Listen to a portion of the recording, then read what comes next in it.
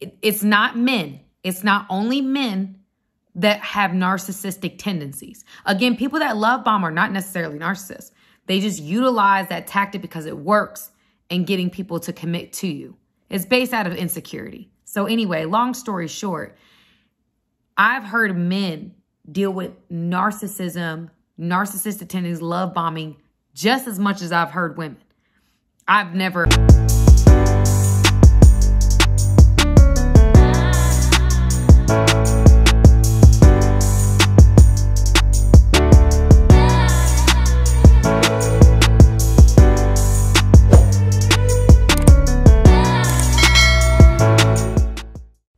Hey y'all, it's your girl Samantha Lee, and I am here because today I'm coming at you about a video, and it's a video that is super important, especially in today's world, okay, in this modern dating culture. So before I get into what the video is and what we're gonna be talking about, I need you to go ahead and hit the subscribe button, okay? If you like the content that I'm putting out and you really feel like you resonate with it, go ahead, join the movement. I'm a game changer, and I think that everybody that resonates with my content are trying to change the game too. So if you want to join us in changing the game by bringing awareness to it, hit the subscribe button, okay? Let's do it together, all right? Okay, now let me get into this video. All right, so today's video, guys, is about love bombing. I've had a friend of mine who has had an experience with love bombing, and I'm going to share it because I feel like a lot of people don't know what it looks like. They may be in a situation, and a lot of people, if you look at the statistics, a lot of people are experiencing love bombing, especially in modern dating culture, okay? So I wanted to do this video. I wanted to bring awareness to this. So let's get into the story. All right, y'all. So my homegirl was seeing a guy, and what ended up happening was they met up. She was kind of in a situation with somebody else, and she met up with this guy. She was intrigued by him, and so she met up with him. And what ended up happening was the date that she had with this guy went really well. He felt very strongly about her. He said from the very beginning, he was like, I think this is it. I think, you know, you're the one I've been looking for, blah, blah, blah, blah, blah. And she was caught off guard just because she hadn't experienced that. But then it was like, okay, is this guy just an intentional guy? Like, he's dated a lot and maybe he just knows off rip. She didn't really know how to take what he was bringing to her. So after that meeting, you know, he continues to reach out to her, and she lets him know, hey, listen, I just want to let you know, I was intrigued by you, but I am still, seeing somebody.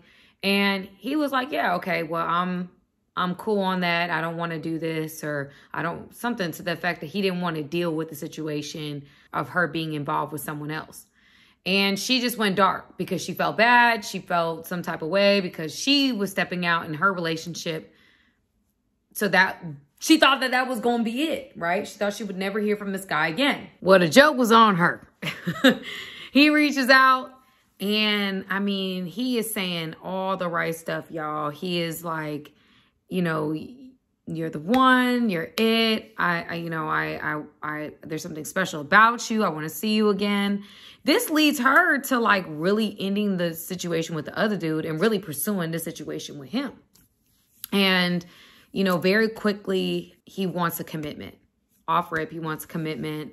He's already saying very serious things. He wants her to be committed to him, not see anybody else, and just that type of situation. And when I say quick, I mean like within 1 to 2 weeks in a relationship, wanting to be committed.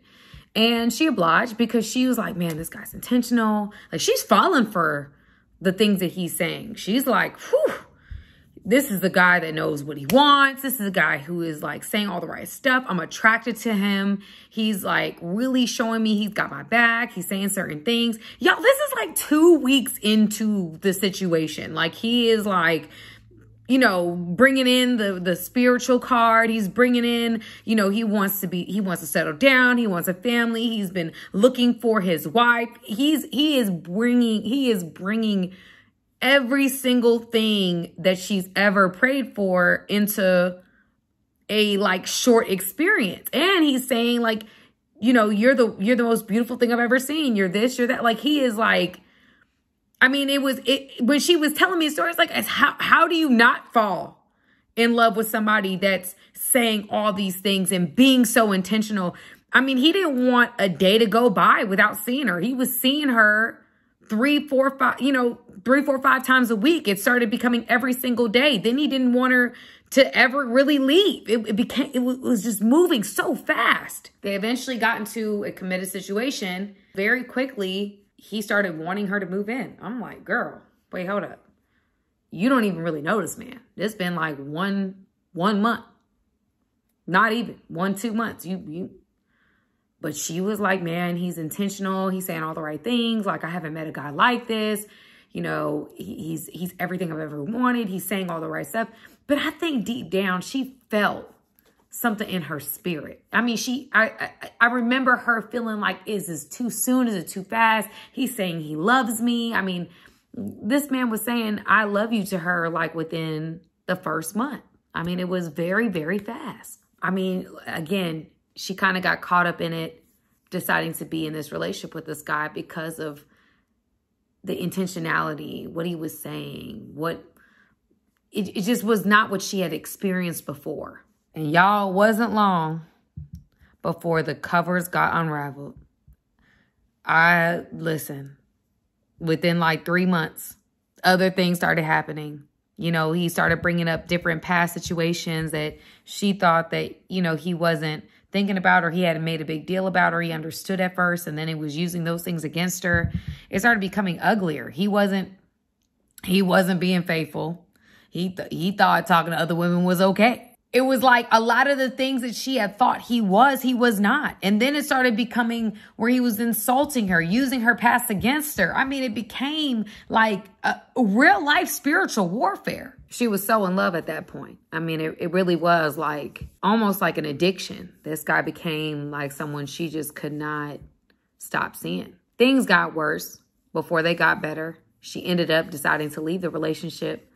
Y'all, I say this story because there's some key things that once we understood what this was, once we like put it all together and understand that this is the type of person she was dealing with, we were like, okay, we need to figure this out so none of us have to deal with this type of situation again. Like, none of us want her to experience it. We don't want to experience it. So we started looking into this love bombing thing that she was dealing with. So I'm about to give you some signs to look out for in a dating situation. Now, y'all, it's not men. It's not only men that have narcissistic tendencies. Again, people that love bomb are not necessarily narcissists. They just utilize that tactic because it works in getting people to commit to you. It's based out of insecurity. So anyway, long story short, I've heard men deal with narcissism, narcissistic tendencies, love bombing, just as much as I've heard women.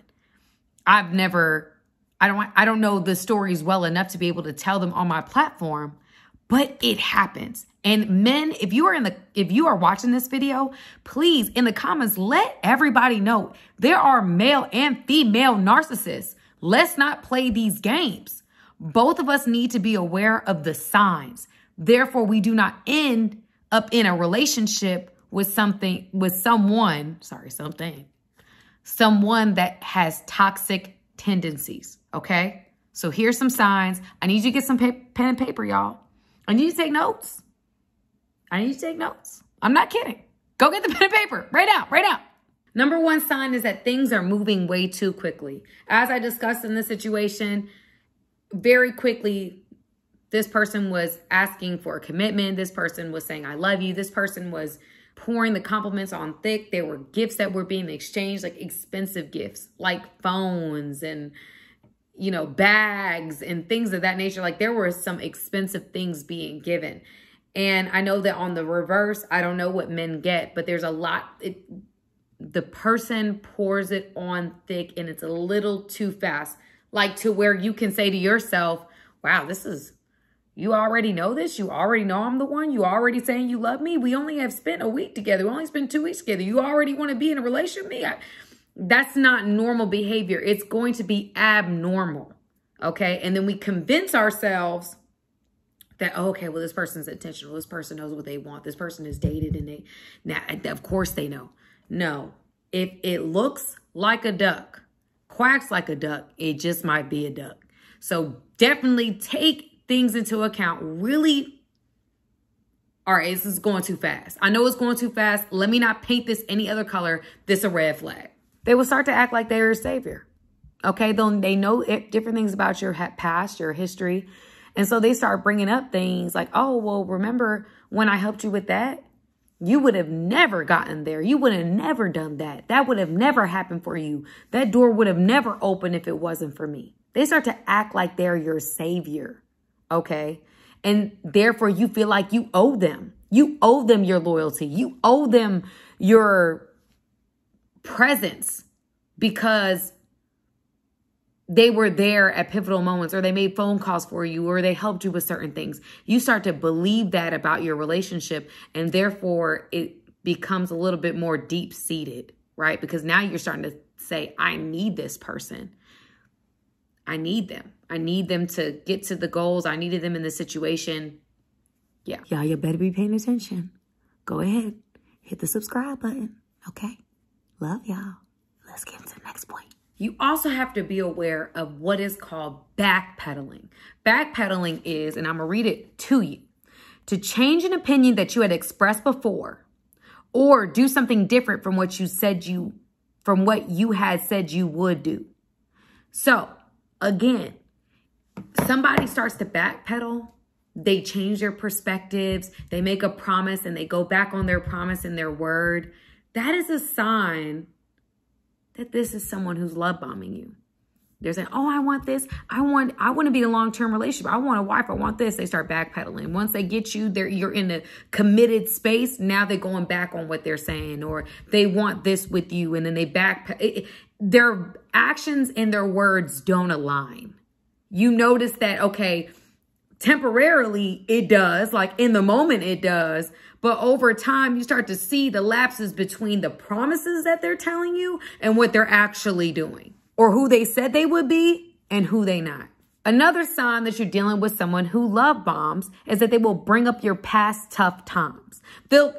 You get so comfortable in the beginning that you start to share, and they overshare to the point that it makes you feel uncomfortable.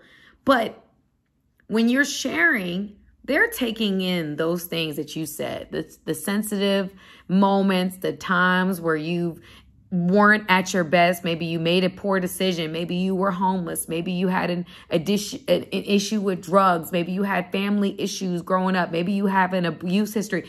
Anything that has happened in your life that made your life particularly difficult, they remember those things and then they use them. That's part of their arsenal.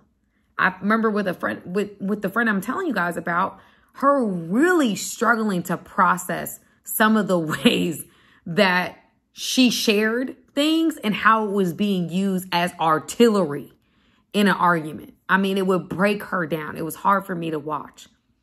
But again, people that love bomb, they ain't playing fair. They're going to use things that you've shared against you.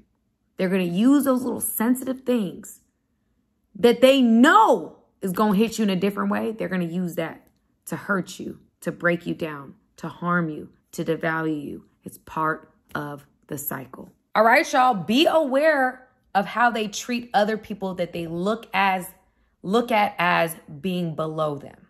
Okay. So how do they treat someone like the waiter at the restaurant? How do they treat someone that may be cleaning their house? How do they treat someone that's homeless on the street? How do they treat those people that they look at as being below them? Do they treat people that work for them, that whatever? Do you see them treating people poorly?